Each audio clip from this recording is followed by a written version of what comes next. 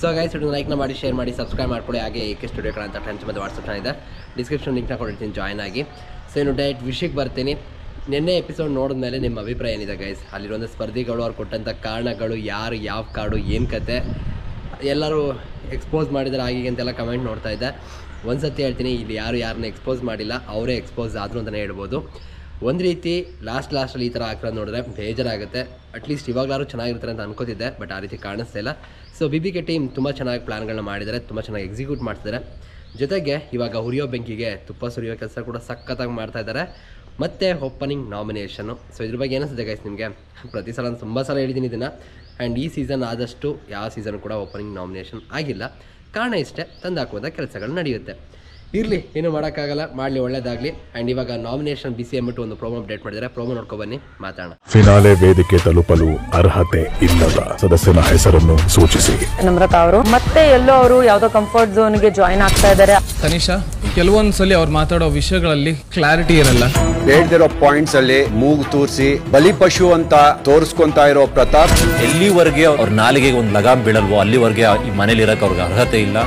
Big boss ಇಂದು ರಾತ್ರಿ 9:30ಕ್ಕೆ. So guys, promo ನೋಡೋ ಲೈನಸ್ ಏನು ಕತೆ ಕಮೆಂಟ್ ಸೆಕ್ಷನ್ ತಿಳಿಸಿ.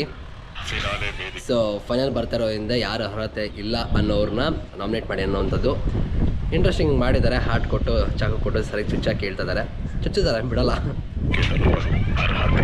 ಸೊ ಇಲ್ಲಿ ಕಾರ್ತಿಕ್ ಅವರು ಯಾರೋ ನಮ್ಮ ಹೊರತು ಸಂತೋಷ್ ಅವ್ರನ್ನ ನಾಮಿನೇಟ್ ಮಾಡ್ತಿದ್ದಾರೆ. ಆ್ಯಂಡ್ ನಮ್ರತ್ ಅವ್ರು ಅಂತ ಅನ್ಕೋತೀನಿ ಅದು. ಸೊ ನಮ್ರತ್ ಅವರು ಕೂಡ ಹೊರತು ಸಂತೋಷ್ ಅವ್ರನ್ನ ನಾಮಿನೇಟ್ ಮಾಡ್ತಿರುವಂಥದ್ದು. ಸೊ ಇಲ್ಲಿ ಹೊರತು ಸಂತೋಷ್ ಅವರು ಕಾರ್ತಿಕ್ ಅವ್ರನ್ನ ನಾಮಿನೇಟ್ ಮಾಡಿದ್ದಾರೆ. ಆ್ಯಂಡ್ ತನಿಷ್ ಅವ್ರಿಗೆ ಆಲ್ರೆಡಿ ಒಂದು ಬಿದ್ದಿದೆ, ಯಾರು ಅಂತ ಗೊತ್ತಿಲ್ಲ, ನೋಡುವ. ಸೊ ನಾನು ಆ್ಯಕ್ಚುಲಿ ತನಿಷ್ ಅವ್ರು ನಿನ್ನೆ ಪಾಯಿಂಟ್ಗಳು ನೋಡಿದಾಗ ಸ್ವಲ್ಪ ಓಕೆ ಅಂತ ಅನಿಸಿತ್ತು. ಬಟ್ ಎಲ್ಲೋ ಒಂದು ಕಡೆ ಇವಾಗ ತಂದಾಕುವಂಥ ಕೆಲಸಗಳನ್ನ ಮಾಡ್ತಿದ್ದಾರೆ ಅನ್ನೋ ಫೀಲ್ ಕೊಡ್ತಿದೆ ಇದು ನೋಡಿದ ಮೇಲೆ. ಓಕೆನಾ, ನಿನ್ನೆ ಹಂಗೆ ಅನಿಸಿರಲಿಲ್ಲ. ಬಟ್ ಇಲ್ಲಿ ನಮ್ರತ್ ಅವ್ರ ಬಗ್ಗೆ ಒಂದು ರೀಸನ್ ಕೊಡ್ತಿದಾರಲ್ಲ, ಅದು ಕೇಳಿ. ಅವರು ಯಾವುದೋ ಕಂಫರ್ಟ್ ಝೋನ್ಗೆ ಜಾಯಿನ್ ಆಗ್ತಾ ಇದ್ದಾರೆ. ಆ್ಯಕ್ಚುಲಿ ವಿಷಯ ಏನು ಗೊತ್ತಾ, ಎಲ್ಲರೂ ಕೂಡ ಬದಲಾಗ್ತಿದ್ದಾರೆ. ಆ್ಯಂಡ್ ಗೇಮ್ಗೆ ಏನು ಇರಬೇಕು ಅದು ಮಾಡ್ತಿದ್ದಾರೆ. ಆ್ಯಂಡ್ ಪಾಸಿಟಿವ್ ಆಗಿ ಬದಲಾಗ್ತಿರೋದು ನೋಡಿದಾಗ ಖುಷಿ ಪಡಬೇಕಾಗುತ್ತೆ. ಜೊತೆಗೆ ಕಂಫರ್ಟ್ ಝೋನ್ ಅನ್ನೋಕ್ಕಿಂತ ಹೆಚ್ಚಾಗಿ ಅವ್ರು ಎಲ್ಲರ ಜೊತೆ ಬೆರೀತಾ ಇದ್ದಾರೆ. ಈಗ ನಮ್ರತ್ ಅವರು ಆಲ್ಮೋಸ್ಟ್ ಎಲ್ಲರ ಜೊತೆ ಚೆನ್ನಾಗಿದ್ದಾರೆ. ಸೊ ಅದನ್ನು ಪಾಸಿಟಿವ್ ತಗೋಬೇಕಾಗಿತ್ತು ಅನಿಸುತ್ತೆ ತನಿಷ್ ಅವರು. ಕೆಲವೊಂದ್ಸಲಿ ಅವ್ರು ಇದು ಶಾಕಿಂಗ್, ನಾನು ಅಂದ್ಕೊಂಡೇ ಇರಲಿಲ್ಲ ಕಾರ್ತಿಕ್ ಅವರು ತನಿಷನ್ನು ನಾಮಿನೇಟ್ ಮಾಡ್ತಾರೆ ಅಂತ. ಮಾತಾಡೋ ವಿಷಯಗಳಲ್ಲಿ ಕ್ಲಾರಿಟಿ ಇರಲ್ಲ. ಸೊ ಫಸ್ಟ್ 8 ಅವರೇ ಒಟ್ಟು ಅನಿಸುತ್ತೆ ಕ್ಲಾರಿಟಿ ಇರಲ್ಲ ಅನ್ನುವಂಥದ್ದು.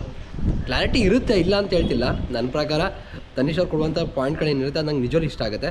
ಬಟ್ ಅವ್ರ ಉದ್ದೇಶ ಏನಾಗುತ್ತೆ ಅಂತ ಗೊತ್ತಿಲ್ಲ, ಅಷ್ಟೊಂದು ಐಡಿಯಾ ಸಿಗ್ತಾಯಿಲ್ಲ. ಹೇಳ್ದಿರೋ ಪಾಯಿಂಟ್ಸ್ ಅಲ್ಲಿ ಮೂಗು ತೂರಿಸಿ ಬಲಿಪಶು ಅಂತ ತೋರಿಸ್ಕೊಂತಾ ಇರೋ Vinay versus drone Pratap heavy ಹೋಗ್ತಾ ಇದೆ. ಏನಾಗುತ್ತೆ ಗೊತ್ತಿಲ್ಲ. ಶನಿವಾರ, ಭಾನುವಾರ, ಸೋಮವಾರ ಆಯಿತು, ಮಂಗಳವಾರನೂ ಕಂಟಿನ್ಯೂ ಆಗ್ತಾಯಿದೆ. ವಿನಯ್ ಅವರು ಕೂಡ ಮತ್ತು ಡ್ರೋನ್ ಪ್ರತಾಪ್ ಇಬ್ಬರು ಕೂಡ ಜಿದ್ದಿಗೆ ಬಿದ್ದಿದ್ದಾರೆ. ನೋಡುವ ಯಾರಿಗೂ ಹೋಗಿ ಏನೇನಾಗುತ್ತೆ ಅಂತ. ಬಟ್ ಇಲ್ಲಿ ಒಬ್ರಿಗೆ ಪಾಸಿಟಿವ್ ಆಗುತ್ತೆ, ಒಬ್ರಿಗೆ ನೆಗೆಟಿವ್ ಆಗುತ್ತೆ ಅಷ್ಟೇ. ಇನ್ನು ಎಂಥದ್ದು ಡಿಫ್ರೆನ್ಸ್ ಆಗಲ್ಲ, ಗೊತ್ತಿಲ್ಲ, ನೋಡುವ.